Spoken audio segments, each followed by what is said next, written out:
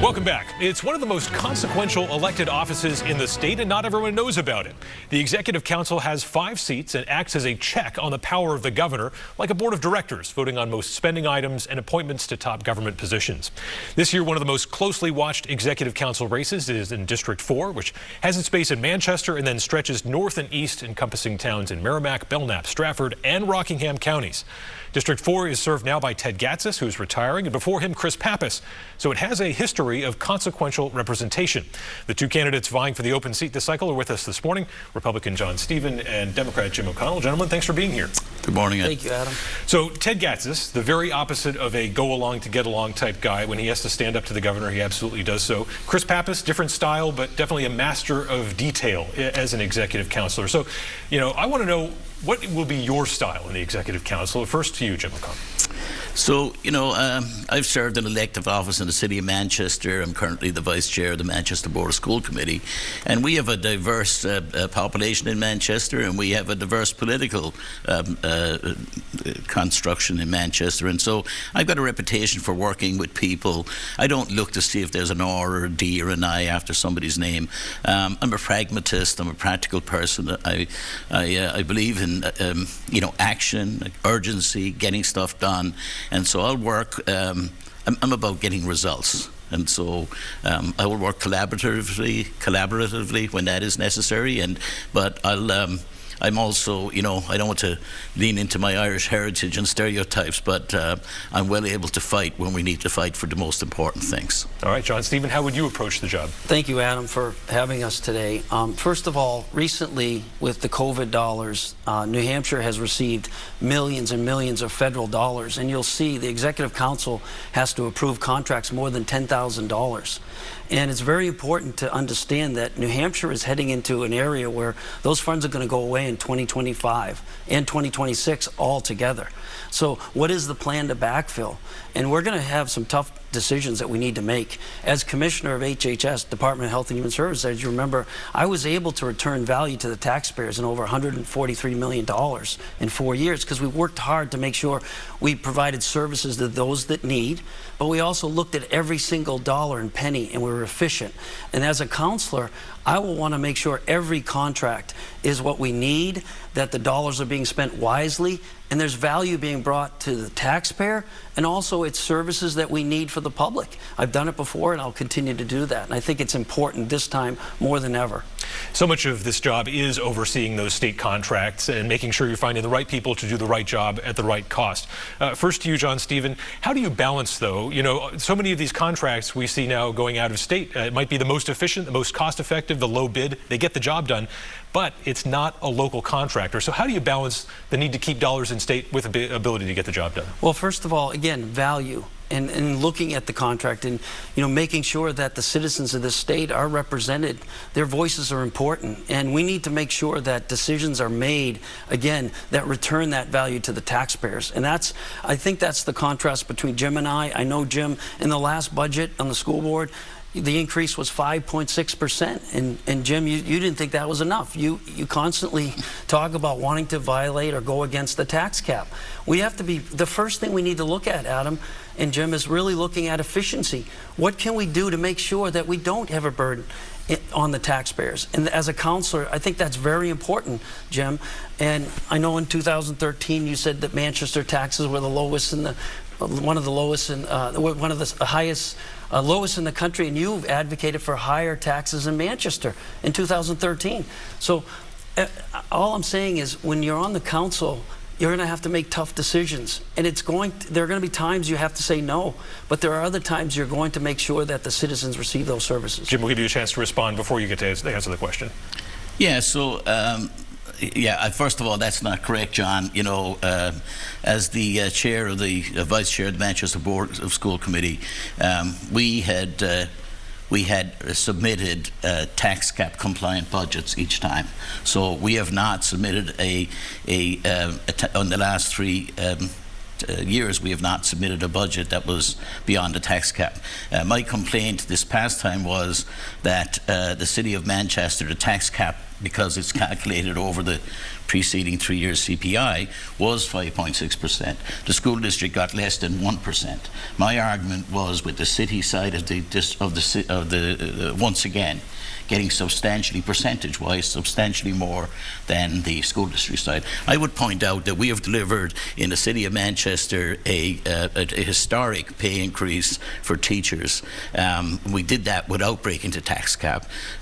We put a $15 minimum wage in place for hundreds of workers across the city of Manchester, across the school district, without breaking the tax cap. So I reject entirely the idea that I don't respect the tax cap and the taxpayers' dollars. But if I could just respond, Adam. Jim, in 2013, you said that Manchester's taxes were not high enough. You quoted a study. I'm a taxpayer. You're a taxpayer. I don't want to increase taxes, Jim. Yeah. I want to make sure that our taxes are low. You remember, low spending, low taxes are important. Low spending is important. But again, to deliver the services we need, the council makes these difficult decisions. Understood, John. But let me say, if I could, so let me say, you know that the Manchester School District is the least well-funded school district in the state, has been for a long time. You know, studies and studies have looked at funding for education in the state, and the most recent one, again, generally, it's felt that the state of New Hampshire taxpayers are paying probably around the right amount of money in taxes. The problem is the way in which it's distributed. So the most needy people, there's a real estate lottery, there's an education lottery in the state of New Hampshire, and that's aggravated by the fact that we have a commissioner of education who's actively trying to attacking public education and not supporting it, and we have this ridiculous voucher program that is stripping money out of public education. So I'm fighting to protect the taxpayers' interest and to give the people of our district the best possible bang for their buck. Let's move on to another issue. Obviously, one of the big ongoing fights on the Executive Council is over family planning contracts. Republicans on the council have argued that abortion providers should not be getting these dollars because somehow they commingle. So for you, Jim O'Connell, how would you be voting on these contracts as a councillor? It's very easy, you know, the politics and ideology that's crept into the Executive Council in recent years is one of the reasons why I'm running. You know, the Executive Council is about doing the business of government. It's about looking after the taxpayers' money and the taxpayers' interest and doing what's right for our district. And ideology doesn't belong there. So I will be voting to fund family planning, to fund reproductive rights. When I look at, just in recent past, the defunding of programs, for instance, that have been effective in reducing teenage pregnancy incidences in this state, and then we have, you know, at the Executive Council, we have an Executive Council that had voted for these things, knew that these programs were effective. Governor Sununu himself saying, why don't you fund this? We need it, it's important, it's proven, and you voted for it before.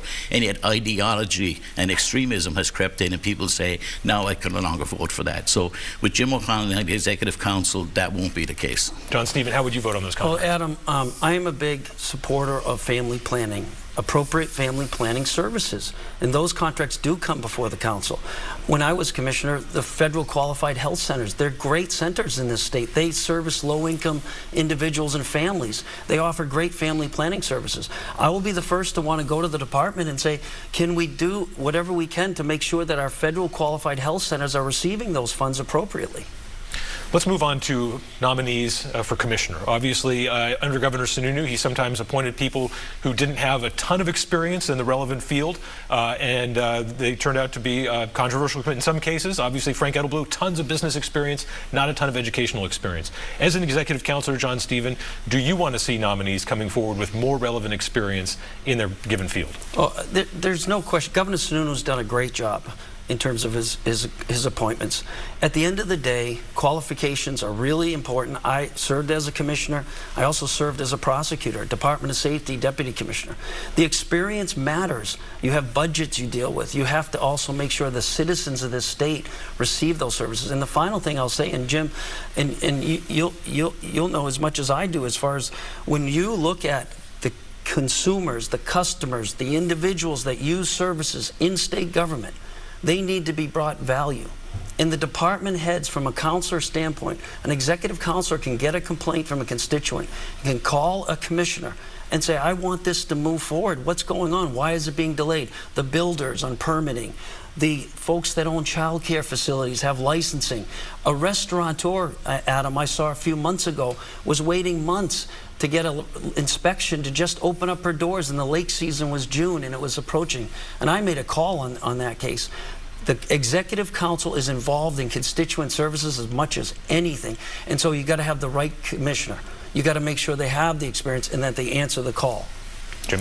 Yeah, I wish that was what was going on, John, and that's what I would be doing if I were on the Executive Council. The reason why I'm running is that's not what is going on. We have an Executive Council that is bound up in ideology and political ideology and not doing the work of the people. I would say in the city of Manchester there are close to 120,000 people.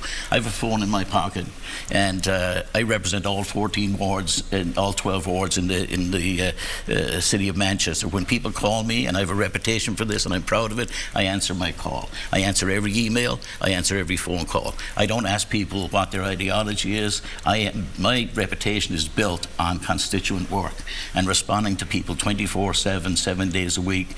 And I say this again and again in public forums in the city of Manchester where there are many people in the room, and I say I answer everybody's call and I answer every email. And I say that, John, because I know there's no one going to stand at the bottom of the room saying, excuse me, I called you about the problem I was having in my business and you never responded. I always respond, and that's the level of work and diligence that I would bring to the Executive Gentlemen, we've Council. kind of hit our time here. I appreciate it. We could do this in another 10 minutes. You know, like I think, you know, the Executive Council is super interesting to me. We got to move on. Appreciate it. Thank you, Adam. Appreciate Thank it. you, Adam. Thank you. All right, we'll be right back with a closer look at some of the back and forth between the candidates for governor at the Nashua Chamber debate. Stay with us.